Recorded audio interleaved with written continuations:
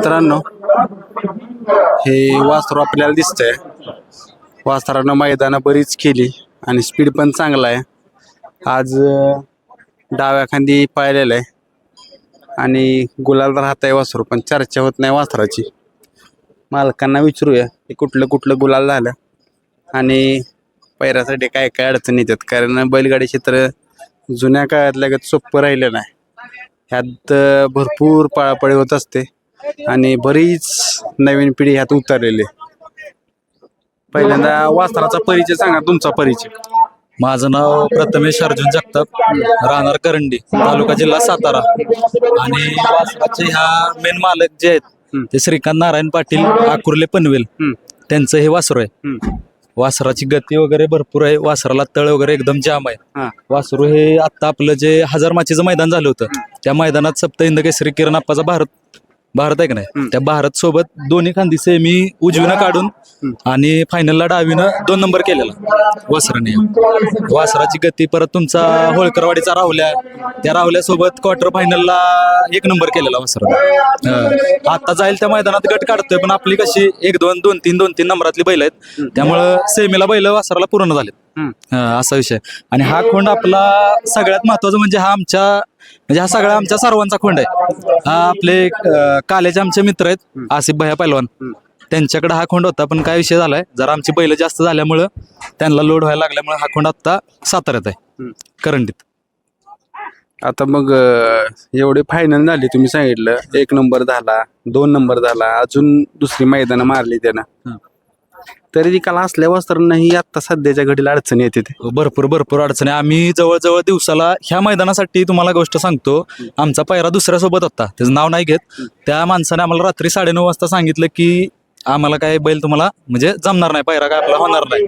ते आमचे अजित यादव म्हणून आहेत येरावळ्याचे, विजय काका आहेत, हे वासराचं सध्या नियोजन करतात. मग त्यांनी आपला जो लारा बैल आहे नाही, त्यांचा गरुडा बैल आहे, त्या गरुडासोबत आज नियोजन केलं आणि चांगली मोठी गाडी गटात होती, त्या गाडीसोबत निकाल घेतला वासरा. आता दोन्ही खांदे आहे, आपण जास्त त्याला डावीनं आणतोय, आणि बाणी आली तर हिने आणतोय, काय आपल्या उजवीनं आणतोय. आपण वासरू दोन्ही खांदे आहे आणि फुलगती जामगती आहे. कुठलं मैदान त्याचं आवडलेलं? आपल्याला हे मैदान आवडलं, आपल्या आसिफभाईकडे खोंड होता, त्यावेळी भारत सोबत पळल्याला वासरानं गाड्या वडून लावल्या होत्या, म्हणजे तेच मैदान आपल्याला 1 नंबर. आणि इथं विंगात पाठीमागच्या वेळी जे मैदान झालं त्या मैदानात 5 नंबर तासावरनं पब्लिकवरनं त्यानं गाडी सुट्टा निकाल घेतला होता गटाला. सेमीला आरागोळ झालेला आमचा, त्यामुळे गाडी तिथं सेमीला मार खाल्ला, पण टाकाटाकीत मार होता, असं नाही की जास्त त्यानं असं काय नाही. आता बरीच मुलं ह्यात उतरते, ती जवान पिढी आहे, सगळ्यांना विजय पाहिजेल आहे. विजय सगळ्यांनाच मिळत नाही. आता अपयश बी स्वीकाराय, हार बी स्वीकारायला लागते. बरोबर आहे. कसं आहे तुम्हाला सांगू का, तुम्ही जो हा प्रश्न आता केला तो अगदी बरोबर आहे. विजय हा लगेच भेटत नाही कोणाला. या वासरावरती म्हणजे ह्याच नाही, तुमच्या प्रत्येक बैलावरती कष्ट हे तुम्हाला घ्यावं लागते. कष्ट घेतलं तर फळ भेटते. आणि ह्या खेळात संयम हा महत्वाचा आहे. तुमची वस्तू आज पळत नाही म्हणून तुम्ही विकाय काढली तर त्याला काही एक अर्थ नाही. त्यावरती संयम ठेवा, त्याच्यावरती कष्ट घ्या, बैलाला चांगला व्यायाम द्या, चांगला खुराक द्या, चांगल्या प्रकारची ट्रीटमेंट करा. बैलाचं नक्की काय झालंय, सर्दी झाली का काय झालंय हे बघा, आणि मग त्या बैलावरचा निर्णय घ्या. आणि जर आपली ती क्वालिटी नसेल तर तो बैल तुम्ही काय मैदानाला पळवू नका, त्याचा आपला विकून बाजार करून टाका. आता तुम्ही भरपूर अभ्यास केलाय, म्हणजे कमी वयात अनुभव जास्त आलाय. हो, अनुभव म्हणजे आपण ह्या वयात आहे की नाही, म्हणजे आता एक साधारणतः 9-10 वर्ष झालेत आपल्याला. वयाच्या मी 7वीत असल्यापासून बैलगाड्या शर्तीत आहे. तुम्ही आता बंदीचा काय बी बघितलाय? हो, बंदीत आपला एक चांगला बैल पळत होता, नामांकित सर्जा म्हणून बैल होता, पेडगावला 2 नंबर केलेला बैलानं. तो काय बंदी असल्यामुळे आम्ही चापलावून आता शेतीला आणतोय बैल. आमच्या ह्या वासराचे जे मालक आहेत त्यांच्यासाठी आम्ही भरपूर सगळेजण झटतोय, म्हणजे सगळेजण कष्ट करतो. आमचा मोठा रापेल दोघा तिथं वरती बांधलेला आहे, वाटल्यास तो पण तुम्हाला बघायचा असला तिथं गाडी वगैरे आहे आपली 40-76. मित्रांनो बघा, एवढं पाळणारं वासरू आहे, 2 एखादे आहे, तर देखील त्याला पायऱ्याला अडचण येते. म्हणजे बैलगाडा किती क्षेत्र अवघड आहे. ह्या बैलासाठी आहे की नाही, आता 10 जण नियोजन करतोय. हम्म. आमचे येरावळेचे विजू काका असतील, तुमचे अजित यादव असतील, काल्यातले आसिफ भैया असतील, परत तुमचे म्हणजे बरेच आता ज्यांची नाव घेऊ शकत नाही आपण सगळ्यांचं, आमच्या गावातले प्रजोत असतील किंवा म्हणजे सगळीच आपण नावं घेऊ शकत नाही सगळ्यांची, म्हणजे एवढं आम्ही झटून पण आमचे पैर होईना झाले. असा विषय. आणि आमच्या मामांचा म्हणजे श्रीकांत नारायण पाटील आकुर्ले पनवेल 40-76 ह्यांचा ह्या वासरासाठी खूप मोठा संयम आहे. वासरू घेतला आम्ही, आसिफ भाईने आमच्या जाऊन गाणंमधनं वासरू हे खरेदी केलं. वासरू खरेदी केल्यानंतर त्यांनी ह्या वासरावरती भरपूर कष्ट घेतलं, ह्याला व्यायाम वगैरे दिला, हे सगळं केलं. भारत बरोबर पैरा झाला आणि भारत बरोबर वासराने 2 नंबर केला. आता मित्रांनो, भारत म्हणलं तर बैलगाड्या क्षेत्रातला भारतातील सगळ्यात प्रसिद्ध बैल म्हणायला लागेल भारत नावाचा, कारण भारतमुळं बरीच नवीन पिढी आता वासरांची नाव भारत ठेवायला लागली. त्याचं नशीब आहे, भारत सोबत पाय त्याला भेटलं एका जोट्यात. आता त्याचं पण नशीब होतं, मालकाचं आमच्या मोठं पुण्य मानता येईल. त्यांच्या दावणीला सगळी बैल चांगली आहेत, सगळी टॉपची बैल आहेत. मोठा रापेल आहे, बिल्ला आहे तुमचा, परत आत्ता नवीन खरेदी चिक्क्या अमोल नावळकर सोनगावचे आमचे, त्यांच्याकडे चिक्क्या आहे. म्हणजे सगळी बैल आपली सगळी पाळणार आहेत. नीतिमत्ता साप असली नाही तुमची की तुमची बैल पळतात.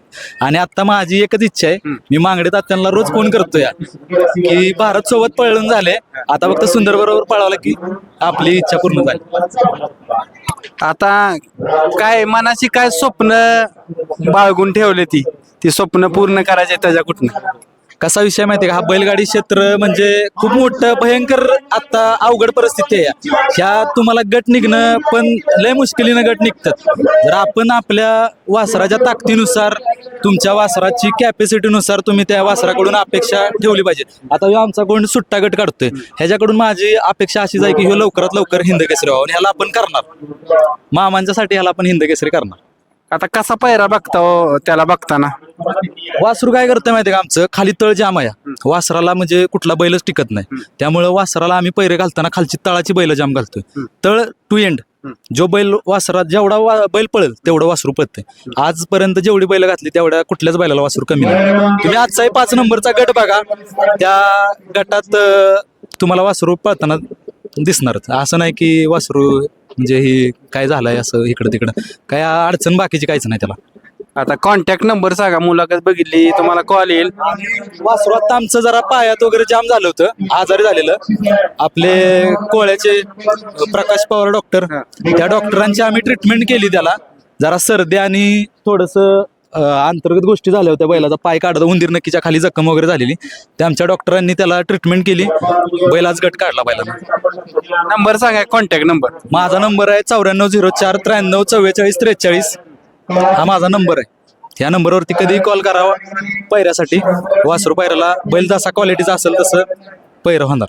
मित्रांनो, आपण त्यांना शुभेच्छा करूया की जशा त्यांच्या मनात इच्छा आहेत त्याच्याकडनं इच्छा बाळगले ते. माझ्या इच्छा नाही. मला ह्याच्या मालकाचं नाव मोठं करायचं. आमचे जे मामा आहेत श्रीकांत नारायण पाटील आकुर्ले पनवेल, त्यांचं नाव मला ह्याच्यावरती मोठं करायचं. आजच्या घडीला ह्या वासराला बरेच जण नावं ठेवत होती, ते असंच पळतंय, ते दाबतच पळतंय, ते हेच पळतंय, पण ही भविष्यात ह्यो काय आहे की नाही ह्यो स्वतः दाखवून देणार आहे. त्यामुळं आपली ह्याच्याकडनं लय मोठी अपेक्षा आहे की ह्यो पुढच्या वर्षी याला आपण पुसेगावला पळवणार.